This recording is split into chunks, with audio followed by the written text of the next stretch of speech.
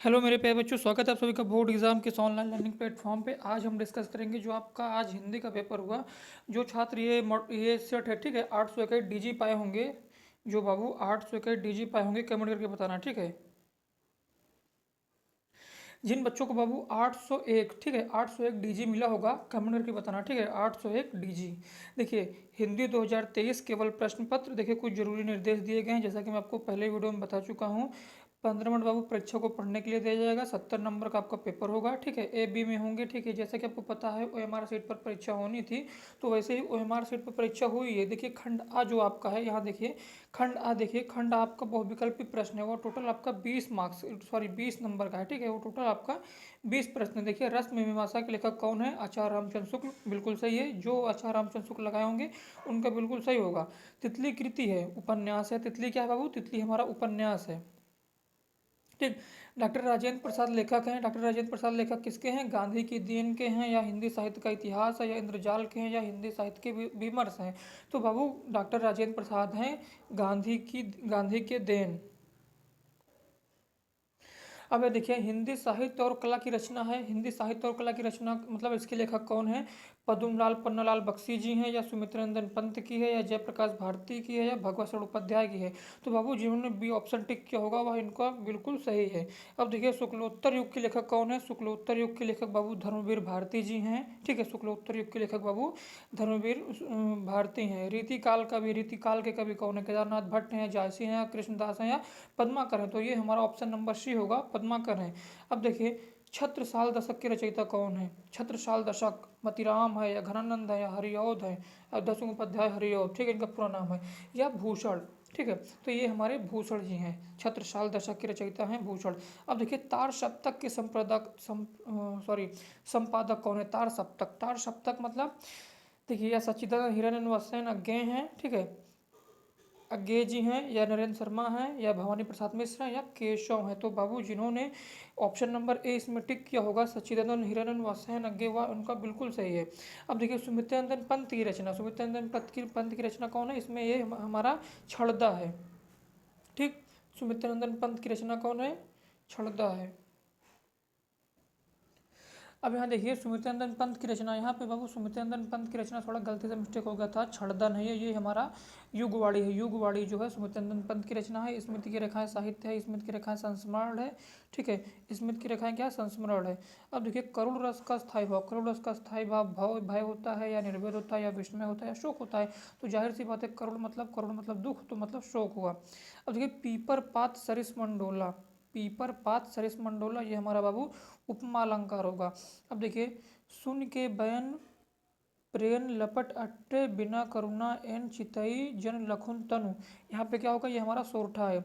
अनुचर में प्रयुक्त उपसर्ग, अनुचर मतलब उपसर्ग, उपसर्ग हमारा अनुपसर्ग है। प्रत्यय के प्रकार, प्रत्यय दो प्रकार के होते हैं। वेद पुराण में समास है द्वंद्व, वेद पुराण मतलब एंड मतलब द्वंद्व, द्वंद्व मतलब और, जैसे माता और पिता हो गया, वेद पुराण हो गया, भाई बहन हो गया, इसमें ऐसे लगा रहता है ना, वो हमारा द्वंद्व समास होता है, ठीक है। यहाँ पे यही इसकी पहचान है। अब देखिए, प्रमोद शब्द का तत्सम, प्रमोद का तत्सम। देखिए, इत्यादि में संधि है, इत्यादि में कौन सी है? इत्यादि में संधि है। फलेन का शब्द, फलेन एक वचन, देखिए फलेन, फलेन एक वचन तृतीय विभक्ति, बिल्कुल सही है। अब प्रथम धातु का एक वचन, ये हमारा एक वचन उत्तम पुरुष है। अब देखिए, हमारा ये 20 नंबर क्लियर हो गया होगा। जैसा मैं आपको बताया, अगर आप ऐसा करके आते हैं तो आपको 20 नंबर पाने से यहाँ शुरू के बाबू 20 नंबर पाने से आपको कोई रोक नहीं सकता, ठीक है। आपका 20 नंबर क्लियर हो गया। अब पेपर में बात करेंगे हम 50 मार्क्स का, जो हमारा 50 नंबर का सेक्शन बी है। अब देखिए, वर्णनात्मक प्रश्न है, जिसको आपको लिखना है। देखिए, निम्नलिखित गद्यांश पर आधारित प्रश्नों के 3 उत्तर दीजिए। अब देखिए, मित्र के लिए यह आवश्यक है, जैसा कि आपको पता है यह मित्रता से लिया गया है, क्योंकि इसका जो टैग है ना बाबू मित्र, ये यहाँ से आप पता कर सकते हैं कि यह मित्रता, जो आपकी क्लास 10th में एक है कहानी ना मित्रता, उसी से लिया गया है, ठीक है। देखिए, मित्रता के लिए यह आवश्यक नहीं है कि दो मित्र एक प्रकार के कार्य करते हों, या एक ही रुचि हो। इस प्रकार प्रकृति और आचरण की समानता भी आवश्यकता नहीं है। दो भिन्न प्रकृति के मनुष्यों में बराबर प्रीति और मित्रता रही है। राम धीर और शांत प्रकृति के थे, ठीक है। राम धीर जो थे बाबू, वह शांत प्रकृति के थे। लक्ष्मण उग्र प्रकृति के थे, ठीक है। जो भगवान श्री राम थे वह धीर और शांत प्रकृति के थे। लक्ष्मण थोड़ा मतलब उतावले थे, अग्रेसिव थे, ठीक है, आक्रामक थे। पर दोनों भाइयों में अत्यंत गाढ़ स्नेह है, अत्यंत गाढ़ स्नेह है, ठीक है। अब यहाँ पे देखिए, उदार एवं उच्चासे कर्ण और लोभी दुर्योधन के स्वभाव में कुछ विशेष समानता न थी, पर दोनों में मित्रता खूब निभी, ठीक है। अब देखिए यहाँ पे देखिए, मेरा कहने का मतलब ये था कि देखिए राम जो थे वह शांत प्रकृति के थे और लक्ष्मण जो थे वह उग्र प्रकृति के थे, लेकिन दोनों भाइयों में प्रेम अत्यंत है। और वैसे ही दुर्योधन और कर्ण में जो है, देखिए दुर्योधन जो था लोभी था और कर्ण जो था दानी था, लेकिन दोनों में मित्रता खूब मतलब खूब भली हुई, मतलब मित्रता खूब बनी इनसे, ठीक है। अब देखिए क्वेश्चन नंबर 1 हमारा कहता है, प्रस्तुत अवतरण के पाठ एवं लेखक का नाम लिखिए। पहले तो आपको बाबू पाठ और लेखक का नाम लिखना है कि मित्रता किस चैप्टर से, मतलब मित्रता, ठीक है, मित्रता जैसा आपको पता पाठ का नाम मित्रता है, इसके राइटर कौन है इसको लिखना है। रेखांकित अंश की व्याख्या कीजिए। बहुत छात्र क्या करते हैं कि पूरे का व्याख्या कर देते हैं, नहीं नहीं बिल्कुल नहीं, पूरे का नहीं करना। आपको पेपर आपका पूछा है रेखांकित, मतलब जो ये लाइन दी गई ना, जो ऐसे ऐसे ऐसे ऐसे लाइन है, सिर्फ उसी की व्याख्या करना है। इसमें क्या कह रहा है पोएट, सॉरी, इसमें जो लेखक है वो क्या कह रहा है, बस उसको करना है। अब ये प्रस्तुत गद्यांश में लेखक क्या कहना चाहता है? प्रस्तुत गद्यांश में बाबू लेखक यही कहना चाहता है कि हमें मतलब ऊंच नीच नहीं समझना चाहिए, क्योंकि मित्रता जो है वो किसी भी व्यक्ति से हो सकती है। ऐसा नहीं है कि वह दुर्जन है वह सज्जन है, ऐसा नहीं है, ठीक है। मित्रता किसी भी व्यक्ति से हो सकती है। अब देखिए अथवा में देखिए, चाहे तो आप इसको कीजिए बाबू, नहीं आप इसको कर लीजिए। अजंता संसार की चित्रकलाओं में अद्वितीय स्थान रखता है, इसको कर लीजिए, ठीक है। इसको पढ़ने की जरूरत वैसे है नहीं। अब देखिए, अब देखिए क्वेश्चन नंबर 2 हमारा है, देखिए दिए गए पद्यांश पर आधारित प्रश्नों के उत्तर लिखिए। निर्गुण कौन देश के बासी, मधुकर कही सुभाष समझाए दे बूझत ना सांसी, को है जन, देखिए कव है जननी, कव है नारी को दासी, कैसे बरन भेष है, कैसे कहीं रस में अभिलाषी, अवगय पुण्य कियो अपने ज्यों करे गासी, सुनत मौन है रहूं बाहरो सुन सतमाती। इसको देखिए, उसको भी ऐसे लिखना है, रेखांकित अंश की व्याख्या करना है। जो बाबू रेखांकित जो ऐसे रेखांकित की गई हैं उन्हीं का सिर्फ व्याख्या करना है, ठीक है। और देखिए उपयुक्त पद्यांश का संदर्भ लिखना है। निर्गुण ब्रह्म के वर्णन में कठिनाइयाँ व्यक्त करनी है और कुछ नहीं करना, ठीक है। इसमें बस इतना ही था। इसमें देखिए, इसमें भी अथवा है, चाहिए तो आप नीचे वाला कर लीजिए, चीटी को देखा। अब देखिए क्वेश्चन नंबर 3 हमारा क्या कहता है, देखिए क्वेश्चन नंबर 3 हमारा क्या कहता है, देखिए संस्कृत गद्यांश का संदर्भ सहित अनुवाद कीजिए। देखिए जो संस्कृत गद्यांश दिया गया है, इसको आपको संदर्भ लिखना होगा कि प्रस्तुत गद्यांश हमारी हिंदी के संस्कृत, देखिए हिंदी के अनिवार्य संस्कृत पाठ्य पुस्तक के इस पाठ से लिया गया है। देखिए पोट तो इसमें होते नहीं है, बस वही लिख देना है और प्रसंग भी लिख देना है। देखिए वाराणसी सुविख्यात प्राचीन नगरी अस्ति, वाराणसी मतलब जहाँ मैं हूँ अभी, ठीक है, जहाँ मैं अभी हूँ वाराणसी में हूँ ना बाबू मैं, तो यहाँ वाराणसी की बात हो रही है। वाराणसी सुविख्यात प्राचीन नगरी, वाराणसी जो है विख्यात प्राचीन नगरी है, पुरानी नगरी है। इयम विमल सरिताम, देखिए यार संस्कृत आता नहीं है, लेकिन थोड़ा ऐसे ही, बस ऐसे ही था, ठीक है। आप इसको कर दीजिए, नहीं तो इसको कर दीजिए, ठीक। अब देखिए क्वेश्चन नंबर 4 हमारा क्या कहता है, दिए गए संस्कृत पद्यांश का हिंदी में अनुवाद कीजिए। आप दो दूरगामी चा सच्छरो ना पंडिता, अमुखा स्फुटवक्ता चायु जनाति सा पंडिता, मतलब इसमें दिए गए पद्यांश दिए गए हैं। देखिए जैसे संस्कृत में गद्यांश पद्यांश होता है, जैसे हिंदी में आपका गद्यांश पद्यांश होता है, संस्कृत में भी गद्यांश पद्यांश होता है।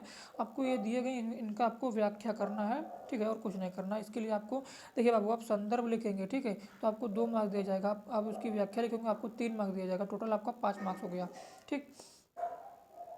अब यहाँ देखिए, अब देखिए यहाँ पे अपने खंड काव्य के आधार पर, मतलब खंड काव्य के आधार पर निम्नलिखित प्रश्नों में से किसी एक प्रश्न का उत्तर लिखिए।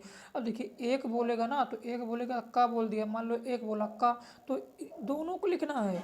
मैं गलती कर दिया था मेरे भाई, मैं गलती कर दिया था, ठीक है। इसमें देखिए मैं जनरली मैं प्रतापगढ़ से हूँ, तो प्रतापगढ़ में यार ज्योति जवाहर पूछता है, ठीक है। प्रतापगढ़ में क्या पूछता है? ज्योति जवाहर। ये जिला के हिसाब से पूछता है, आप किस जिला में है।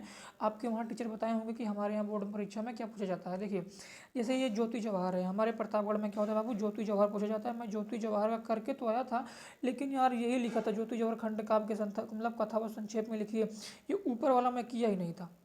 ज्योति जवाहर खंड काव्य के आधार पर उसके नायक का चरित्र चित्रण कीजिए, इसको नहीं किया था। मतलब 2 प्रश्न थे, उसमें से एक ही किया था, ठीक है, एक ही में किया था, तो ये यार गलती हो गया था यहाँ पे। मुझे जहाँ तक उम्मीद है यार 3 मार्क्स का होता है ये। यहाँ देखो कितने मार्क्स का है, हाँ 3 ही मार्क्स का है। ये 3 मार्क्स का होता है, तो यहाँ हमको लगता है यार 1 या 2 नंबर मिला होगा। 1 या 2 नंबर नहीं, आधा नंबर, 1-1.5 नंबर मिला होगा, पूरा 3 नंबर नहीं मिला होगा, गारंटी के साथ कहता हूँ। तो मतलब कि यार का, मतलब का बोला ना, का बोला मतलब कि का बोला, तो रोमन अंक में 1 2 दोनों करना है। खाप जैसे आपके जिले में खा वाला है, ठीक है। अगर पूजा वाला आपके जिले में पूछता है तो दोनों करो। अंगा पूछता है, मान लो गा पूछता है तो दोनों करो। यार सिंपल सी बात है, मान लो प्रतापगढ़ वाले, अगर कोई प्रतापगढ़ वाले देख रहे होंगे कमेंट करके बताना। बाबू अगर आपका जैसे अंगा, ठीक है, अंगा है, ठीक है, पेपर कोड था हमारा 801 डीजी, 801 डीजी था, ठीक है, 801 डीजी था। देखिए अंगा वाला पूछता है तो अंगा वाले में देखिए ज्योति जवाहर खंड काव्य के आधार पर उसके नायक का चित्रण कीजिए, इसको करना है। और ज्योति जवाहर खंड काव्य की कथा संक्षेप में लिखिए, दोनों को करना है, ठीक है। इस वीडियो में बस इतना ही। उम्मीद करता हूँ बाबू कि आपको यह वीडियो पसंद आया। अगर वीडियो पसंद आया लाइक शेयर कमेंट जरूर करना।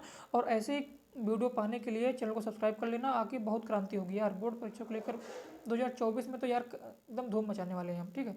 इस वीडियो में बस इतना ही। इस वीडियो में बाबू बस इतना ही। बहुत बहुत धन्यवाद।